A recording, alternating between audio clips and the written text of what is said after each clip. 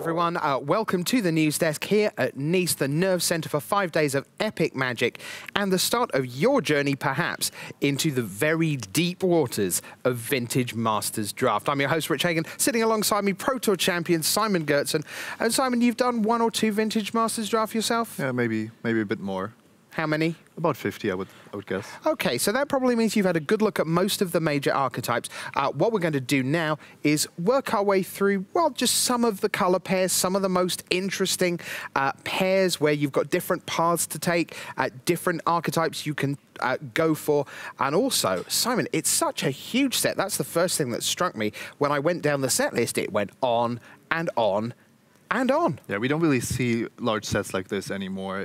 But they really pack basically every good card into there. Of course, we have the special rarity, we have the rares, but even the commons. There's just so many vast archetypes out there. All right, so we rolled the dice. We've chosen these more or less at random. So why don't we kick off with green and white? And certainly by looking out at what the players were doing, Simon, during the build, a couple of green-white decks I saw, well, they were all about auras. What's going on? We have the green-white deck being the aura deck, the provoke deck, I like to call it, because the 2 provoke creatures, Deathblade Elite and Crows and Varian, are really what drive this archetype. You see the Dreampod Druid and Imperial Armor, so that gives you an idea of how important the auras really are. And even if it doesn't quite work out, you still get a solid aggro deck, and white is arguably the best color in the format. So while a lot of people were drafting white aggro decks, it took people a little bit of time to realize how powerful it was to put an Elephant Guide on a shadow creature or even a provoke creature. So this deck is actually one of the best decks in the format that's not as popular as some of the other archetypes. I wanted to ask you about the storm creatures, because I certainly grew up with Soltari Priest, Soltari Monk on turn 2 into Imperial Armor on turn 3, for example, which was extremely powerful, I can assure you. But you're missing both Monk and Priest from Vintage Masters, and everything in the Shadow, not Storm, of course, in the Shadow world is a little more expensive, but still really good.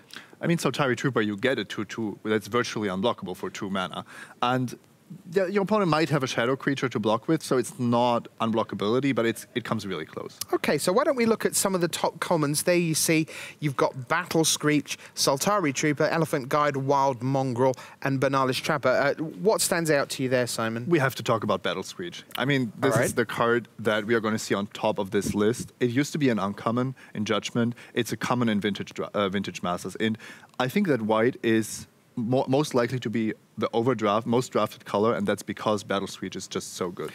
Can you just back us up a step? You say it used to be an uncommon, now it's a common, but on our screen it's still Battle Screech. So just to explain to people what's going on with the rarity, because it's complex. It's complex, and that's because it's only a common in the virtual world. There is not going to be a real live Battle Screech at common.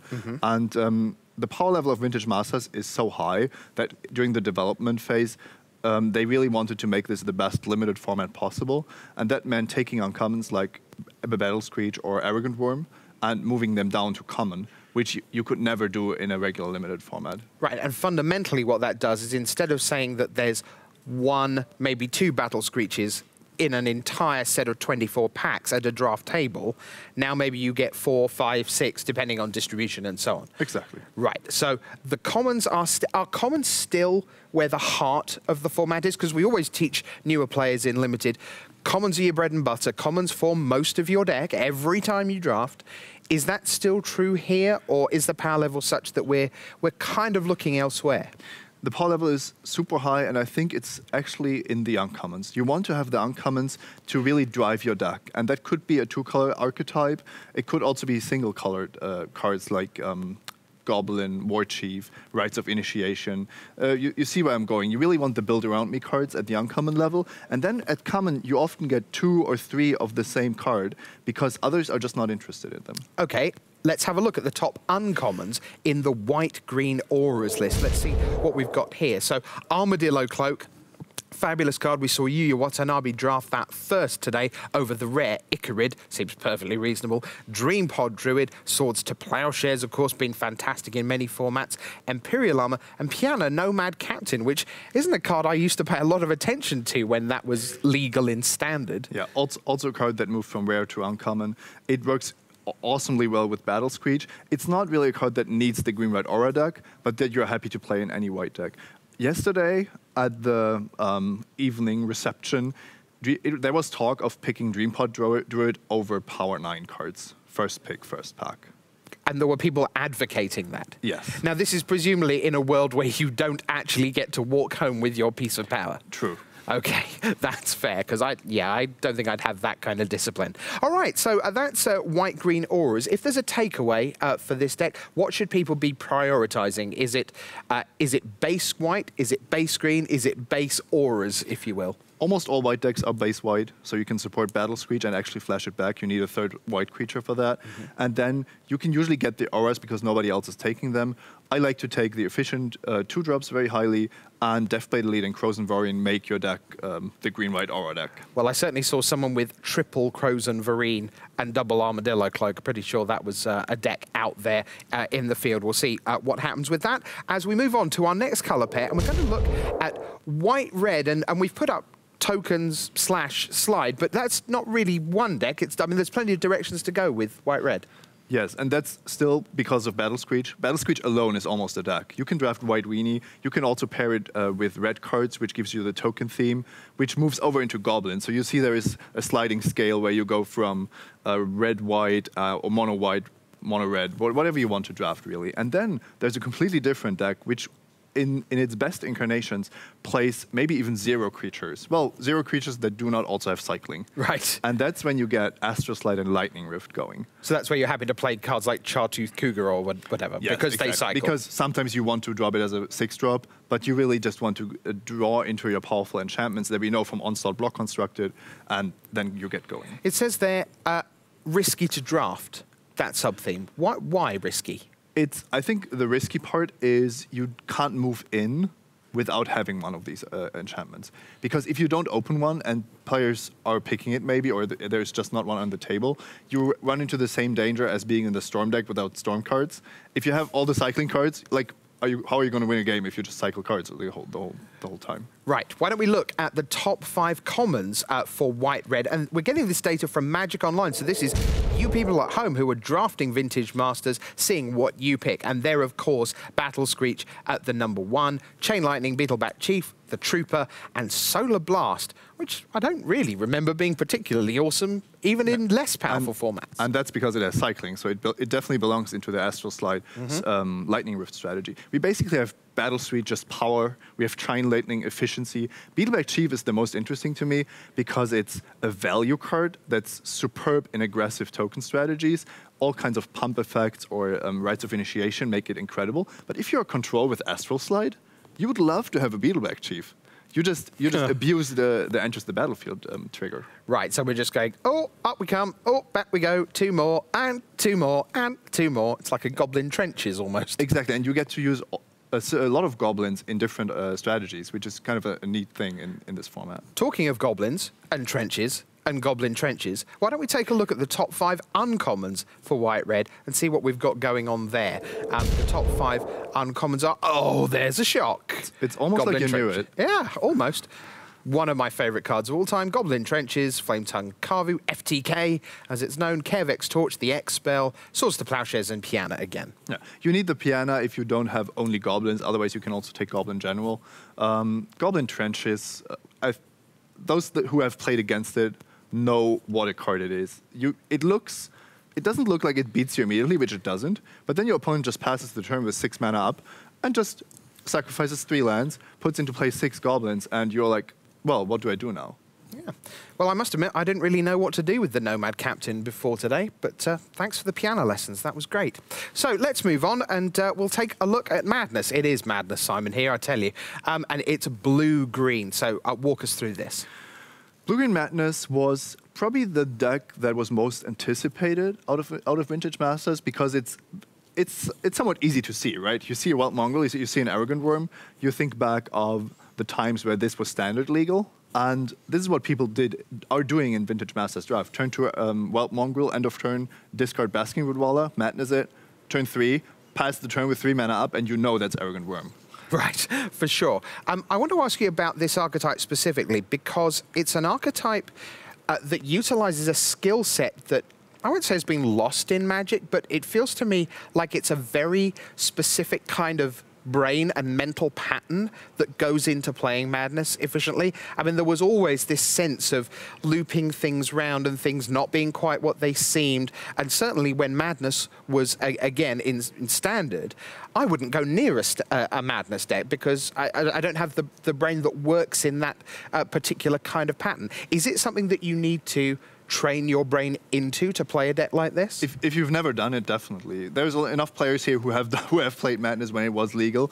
But I think the most difficult card is actually Wild Mongrel. Super powerful, of course, but it shows you that every card you have is a resource.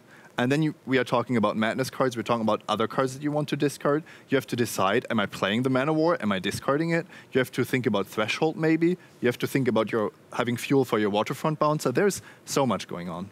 Okay, so why don't we take a look at the top commons in this very intriguing archetype, blue-green. We see the Wild Mongrel, and so Madness is just here all the way, the top 3, Madness, Madness, Madness. But then there's no real link with the other 2. Mana War is just this fantastically efficient bounce spell, and Findhorned Elves accelerates. So what's going on with these top 5? Well, Arrogant Worm is the card that you want to Madness out the most because it's a 4/4 trample on turn 3. It is not an uncommon in VMA, it is a common. And then when you look at Mana War, that's just a very efficient tempo card. And why Findhorned Elves is so good is you really only care about the early game. And that's because additional cards in your hand, well, they also pump Wild Mongrel for free. Why should you play 6-drops if you can just discard excess lands, excess spells, to really just win the game with your plays on turn 1 to 3? All right, let's look at the top uncommons then for Blue-Green Madness. And we begin with Roar of the Worm, the mighty 6/6. And you get to flash it back. Waterfront Bouncer has been making people miserable for a very long time. Grisly Fate, Ether Mutation, and finally Serendib Ifrit. Ether Mutation is basically the uncommon version of Mana War. A bit more expensive, but more powerful. I think we saw Paulo Vitor play both Ether Mutation and Waterfront Bouncer, and Grisly Fate, already. So we saw the power of these cards. Roar of the Worm is basically an Arrogant Worm that costs 4, but you get a 6/6. And sometimes you do draw all these lands, so you want to make use of them. Waterfront Bouncer is just so horrible to play against. Yes. Yes, it really was. I had a year of being miserable. Mind you, I can't complain. I used to wasteland Richard and Port people, so, you know, not a very nice human being, it turns out. Now, for people who played with the Orzhov guild when we returned to Ravnica, they're used to a very sort of grindy, mid-range, keep the game going, I'm going to beat you eventually with kind of whatever's left. That was a white-black archetype. What is white-black doing in Vintage Masters? In my opinion, white-black is the control color because you have access to Death Grasp and a lot of removal spells. So you don't care about the early evasive creatures. You care about maybe the rare mass removal spell that you can get, maybe a Famine. And then it does get kind of tricky how to win the game. I've definitely cast a Baleful Forest for 8 mana just to somehow finish things. Let's look at white-black attrition then, as we call it. So best combination of threats and answers, get things back from the graveyard, but it does this to generate card advantage than just actually obliterate people by going over the top. And of course the removal suite. Well, I was about to say, of course the removal suite in these colors is fantastic, but white hasn't always had the best removal. Sometimes white gets nerfed pretty strongly in the removal department, but here in Vintage Masters, it really is a great crop. Yeah, and it's not of the pacifism variant. It's really just exile target attacking creature, or, well, non-white attacking creature, or it's exile creature, you get a 1/1 flyer. I don't have to worry about late-game bombs beating me with black-white. Why don't we take a look at the top 5 commons then for white-black. So we have Battle Screech up the front, Soltari Trooper, Banalish Trapper, the Trapper, Soltari Emissary, and then Expunge. That's the first time we've seen that in this little segment. Yeah, Expunge, not a card that most of the other decks that we've talked about won, mostly because it's black, and a lot of the good decks in this format are very proactive. So it does mean that it's bit more complicated to draft control, also because even though the creatures are from older sets, they are very powerful. Expunge just kills a creature. We've talked about Battle Screech enough, I think. But one thing to remember is if you're drafting white-black control or attrition, you do have to get the third creature there somewhere. Battle Screech doesn't fuel itself. That's very important to remember. All right. So there are commons in white-black. What about the top 5 uncommons? Let's take a look and see what we have to see. So we've seen Swords to Plowshares already, Piano Nomad Captain, and now here are 3 new cards into our mix: Death Grasp, Dark Hatchling, and Radiant Archangel, which is legendary apparently. You do get a good idea of the power level of this format when you look at the 2 uncommons that used to be rares in their formats. Death Grasp is the dream of any control player in Limited, and it actually goes around the table quite late, because if you are not in white-black, if you are not drafting a control deck, you just can't support it usually. And Dark Hatchling, yeah, you just have to read the card. You tap your 6 mana, you get a 3/3 flyer, kill your opponent's best creature. Tremendous, especially against the aura strategies. Yeah, seems fantastic. All right, so that's white-black. We'll stick with the black, and we'll pair it this time with red, which traditionally in Magic history has been pretty aggressive. Yes, black-red aggro, you get all the cheap drops, and you do dip into goblins a little bit, which can make for some weird decisions or difficult decisions. Are you really going all in on goblins, or do you want to take the goblins that support my black-red deck?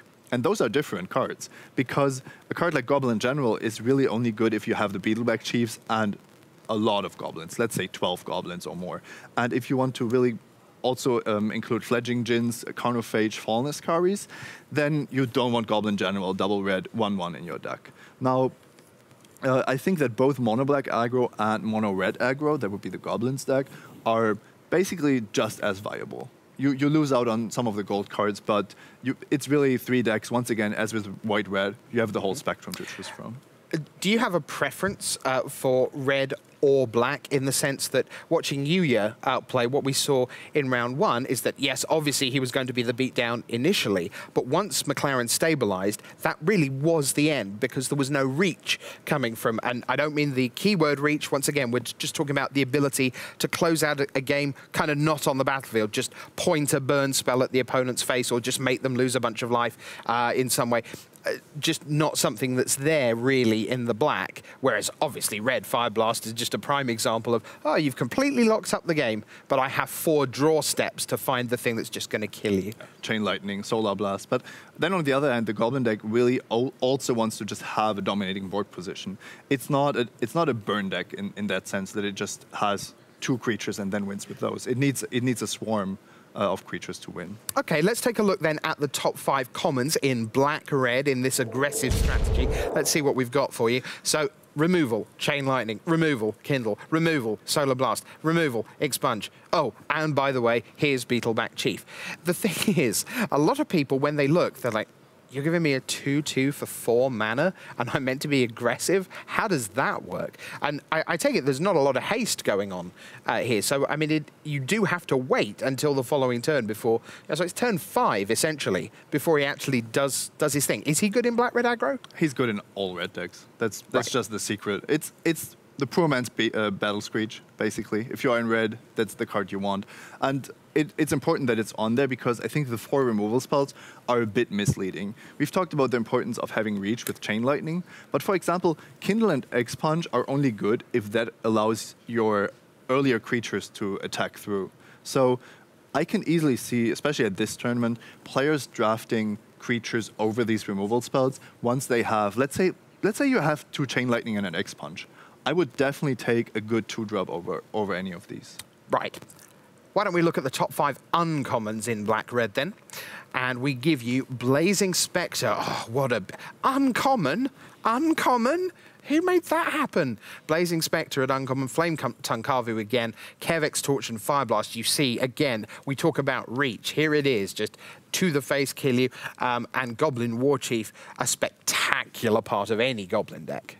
Exactly. Not as good if your creature base is Carnophages and Fledging Djinns, but Goblin War Chief is one of the build around me uncommons that you want to really see in your opening pack. I think Blazing Spectre is actually in VMA, it's probably not the strongest card compared to some of the other cards we're seeing. So that makes Black-Red not as attractive as an archetype for me personally. On the other hand, Flametongue Kavu, Karvik's Torch, that's just really, really good red cards. Well, we've had a look at white-green and white-red. We've had a look at attrition, white-black. We've looked at black-red aggro. How about, and we've looked at madness, how about we move on and have a look at blue-white? Hooray, I'm super excited. And then you're going to say aggro to me? You were hoping for 0 creatures? Yeah. Wrath of Gods? No, that's not how Vintage Masters works. You actually see that a lot of these decks are really, really proactive, and that, for example, the white-black deck needs a very specific strategy to beat that, and we'll see the same thing with black-green later. And blue-white is the most evasive of these decks, because you have Shadow and Flying. And then you still have the tempo elements of the blue-green madness deck in the form of Man of War. Yeah, I think it's actually worth saying for people who don't remember Shadow first time around and are about to embark on Vintage Masters, Shadow was this incredible mechanic in a very real way that was almost like a third dimension of attacking. You were used to having creatures on the ground, you were used to having creatures in the air, and Shadow was this sort of parallel universe, essentially, or almost like an underground attack, and you basically had 3 tiers of people attacking. And so you had all these walls back in the Tempest era, and you're like, yeah, fantastic, look at my great ground defense. And sure, you'd have people flying over, but more importantly, you would have them shadowing through and around and under. Shadow was an amazing mechanic. Why don't we take a look at the top 5 commons for this aggressive, I still don't feel right saying that, aggressive strategy. Of course, Battle Screech is up there. You see the Trapper, the Trooper, the Emissary, and the Man of War. And all these cards we've already seen in other archetypes. Yeah, and the cheap white creatures are just preferable, because that means you can cast and flashback Battle Screech in the same turn. I'm going to interrupt this just for a moment. Before we get to the uncommons, just come back to the desk here, because we try to keep in touch with everything that's going on. You want more Magic, we want more Magic. I can tell you that this round, extraordinarily, has not finished. Right now, Jeremy Desani and Paul Rietzel are still going at it. They are in Game 2. Paul Rietzel won Game 1. In Game 2, it looked like Rietzel was ahead early. Desani came back into things. And where we are right now, they are in essentially a board stall, and we've reached, Simon, that immaculate moment in every long game of Magic where somebody blinks first and starts counting the cards left in their own library. I saw William Jensen do that when there were 27 left, but that was a different reason. Yes. So what we're going to do for you, I can tell you that if we get a Game 3, you will get a Game 3. We will put the reigning player of the year, Jeremy Desani, and we will put the Pro Tour Amsterdam champion, Paul Rietzel, into the feature match area. If it's 2-0, great news, we get on to round 2. But you will see the deciding game and final game of round 1 if it happens. And of course, we'll bring you the result if Rietzel takes it down. But meanwhile, that's where we are in the tournament.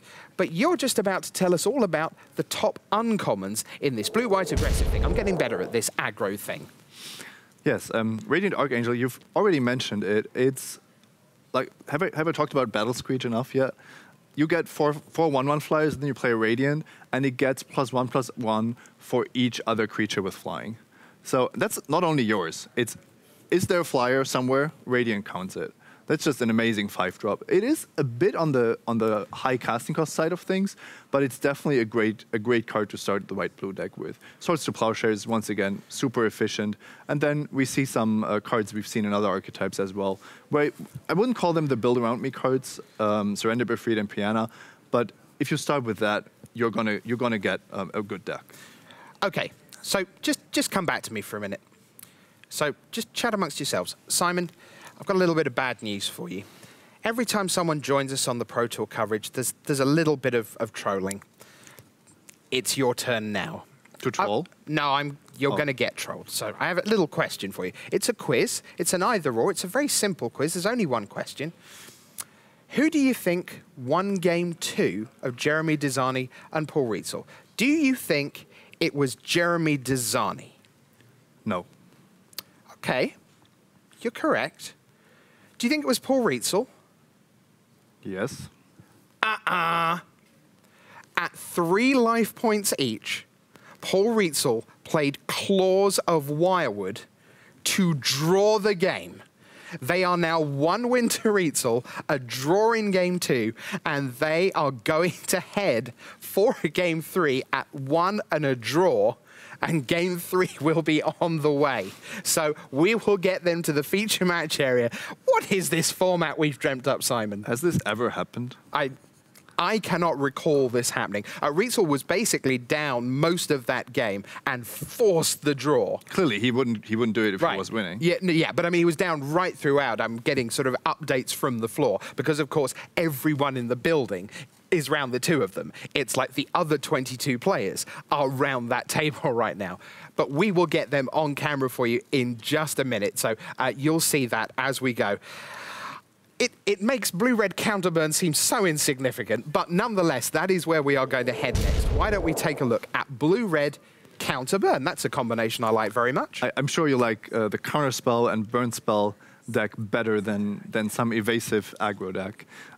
So this is really another way to go about controlling the board, but you really need the counter magic because your burn spells are not going to be able to deal with high toughness creatures, especially after they've been enchanted by, for example, by the green-white aura deck. Also weak to the madness deck because you can't really kindle a wild Mongol, and then Arrogant Worm is next. What are you going to do? Solar Blast it? I am inexperienced in this format, freely admit that, so I'm learning all the time. One of the things that strikes me as we've been going through this is that, by and large, in recent years, the X spell in Magic, certainly in terms of the X cost burn spell, we've seen some creatures that are scalable with X, but not a lot of X spells. Certainly when I was growing up in the game in the mid to late 90s, well, Fireball obviously is your starting point for that, but Carevex Torch another. Is there a skill set that is sort of lost to the modern player of how to evaluate and correctly play X spells? When am I holding this to deal 3 damage on turn 4? Am I trying to wait for dealing 5 damage to something on turn 6? Or am I just going, oh, that's a 2/1 shadow. I think we better make that dead for 2 mana. I think if you look at your hands and the board situation, who's on the play, who's on the draw, you can usually figure out if you need to kill your opponent's creature. But what I find much more difficult is, how do I actually construct my deck with an X-spell in there? Am I going to force the issue by racing somehow? Do I have the evasion to back it up? And the way your deck is constructed might actually change the decision you face when trying to decide how am I playing my burn spells. It's really an intricate decision. Why don't we take a look at the top comments in the blue-red counter-burn strategy for you. You're going to see lots of burn here. There's your Chain Lightning. You see Solar Blast, Kindle. We've got the Beetleback Chief. And, of course, Mana War, which is just such a lovely bounce spell. Marshall Sutcliffe, I think, never got to actually play with the real Mana War, but now he can in Vintage Masters. Why don't we go straight on to the top uncommons and show you what we've got there. Oh, Prophetic. You see, there's another rare that came down to uncommon. Prophetic Bolt's a beating and a half. Yeah, Fact or Fiction stayed at uncommon, though. Decided not to make Fact or Fiction common. That was never happening. So much value on this slide. Yes, and isn't that great? Okay, why don't we move on? We've still got more to tell you about. And next up, it is Black, Green, Rock. And I don't know everything about the Dizani Rietzl matchup. We're getting deck lists. The players are getting ready for the extraordinary Game 3. But if any deck is likely to grind its way into a top decking, running out of cards, force a draw, it's this kind of Black, Green, Rock deck. It is, and I was super happy to see Sean McLaren play Black-Green here. I think not going for white is a superb strategy at this particular tournament because it's just almost guaranteed to be drafted very heavily.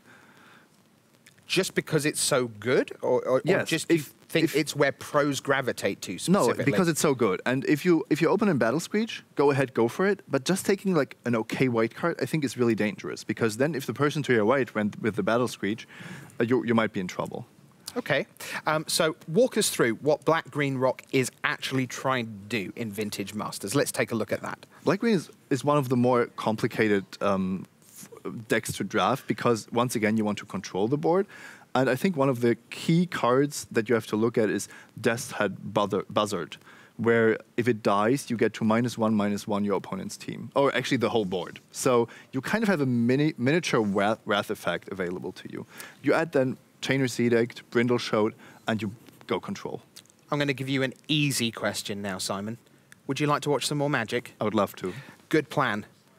Here at Magic the Gathering, we'd sell you the whole seat, but you only need the edge. It's time for Game 3 of Dazani against Rietzel. But right now, that's the end of our look at Vintage Masters.